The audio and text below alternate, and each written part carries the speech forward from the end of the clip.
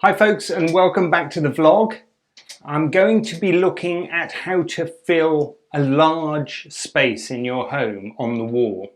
Now the most obvious way to do this, and the way many people do it, is go around and try and find a huge painting.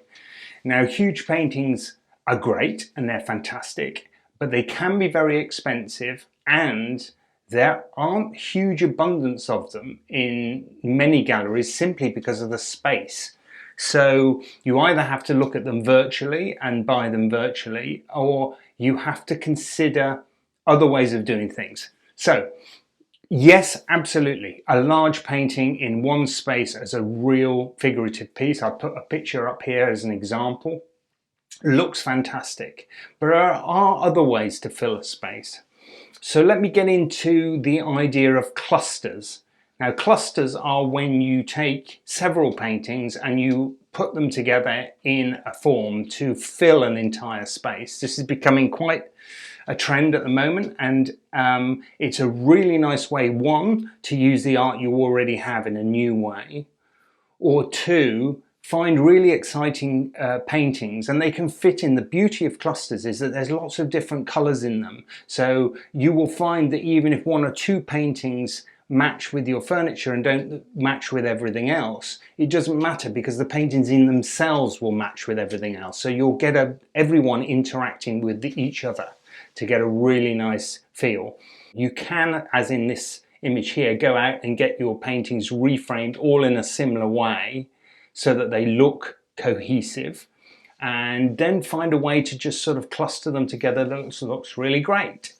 You might also find that if you use multiple different frames so that they're all a little bit funky, and you might get some that are ornate and some of them more square, and you could find a lot of these at places like auction houses or on eBay and things like this, where you can get frames of a similar sort of size and then get your framer to just make sure that your paintings fit within that by putting surrounds in and stuff like that, and relief. That's another great way of doing it.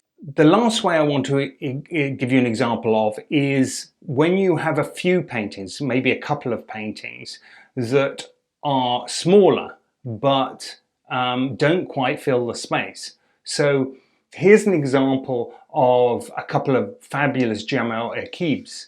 So what I've done here is I've put an example of a large tray frame. So if you were to go down to your framers and get them to change these two paintings into a larger frame size, what you do is you then give a feeling that they're larger paintings. You fill the space a lot better.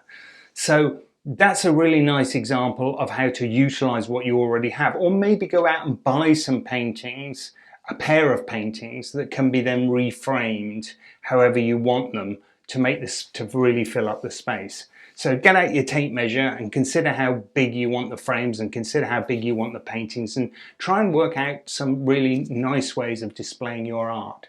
Be creative. Framing is a really great way of putting new life into your work. I've talked about this before in an earlier episode. And clustering them together like this really can have a fantastic effect that maybe you wouldn't get from one big large painting. So I hope that's been of help. I'm going to leave you now with the fabulous Jamel Akib, some work from him, and I look forward to seeing you again next week. I hope this has been helpful. Take care for now. Bye bye.